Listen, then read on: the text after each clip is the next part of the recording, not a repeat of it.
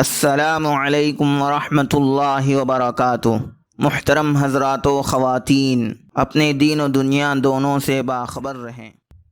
آج بروز پیر قمری اور ہجری کیلنڈر 1443 کے مطابق ربیع الثانی کی تاریخ 16 ہے اور شمسی کیلنڈر 2021 کے مطابق نومبر کی تاریخ 22 ہے، 20 پر 2 ہے۔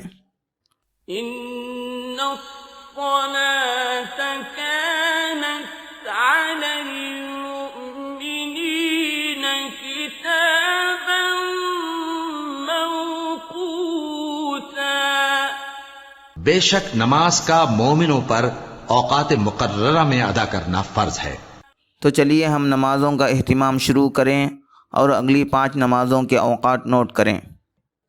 شہر کڑپا میں آج فجر کا ابتدائی وقت 5:02 ہے، 5:02 ہے، اور آخری وقت 6:14 ہے، 6:14 ہے۔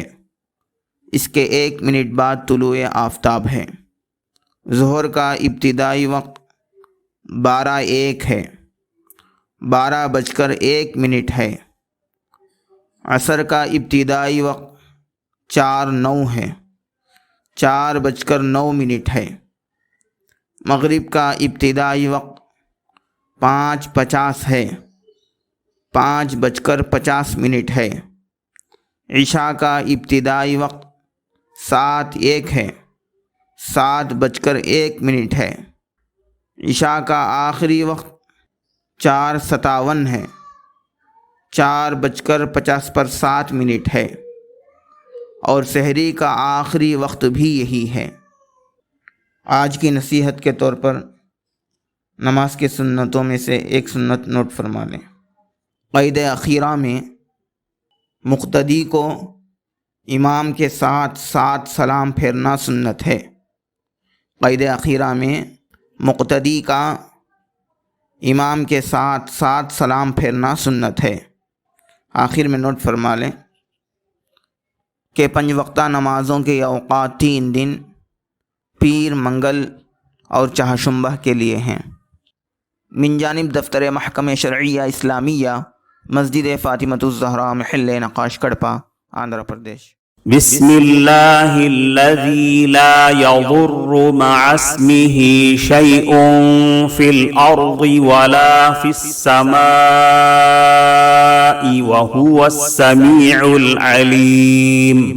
عزیز مکرم، ابو داؤد شریف کی روایت میں ہے، حضرت نبی کریم صلی اللہ علیہ وسلم فرماتے ہیں، جو شخص صبح سویرے یا رات کے وقت یہ دعا 3 مرتبہ پڑھا کرے تو اس کو کوئی چیز تکلیف نہیں دے گی۔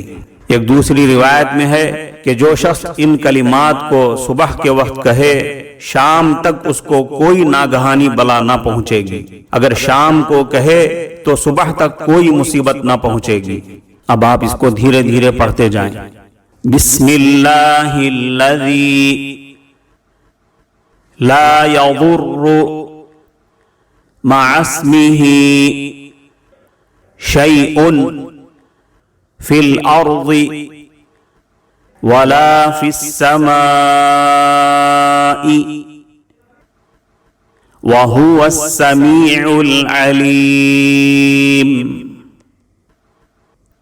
اس کا ترجمہ ہے، اس اللہ کے نام سے صبح یا شام کی جا رہی ہے جس کے نام کی وجہ سے کوئی چیز آسمانوں میں اور زمین میں تکلیف نہیں دے سکتی۔ وہ اللہ خوب سننے والا ہے اور خوب جاننے والا ہے۔ ایک روایت میں صبح شام کی ایک دوسری دعا بھی آئی ہے، اس کو بھی اس دعا کے ساتھ شامل کر لیں۔ اعوذ بکلمات اللہ التامات من شر ما خلق۔ اب آپ اس کو دھیرے دھیرے پڑھتے جائیں۔ اعوذ بکلمات اللہ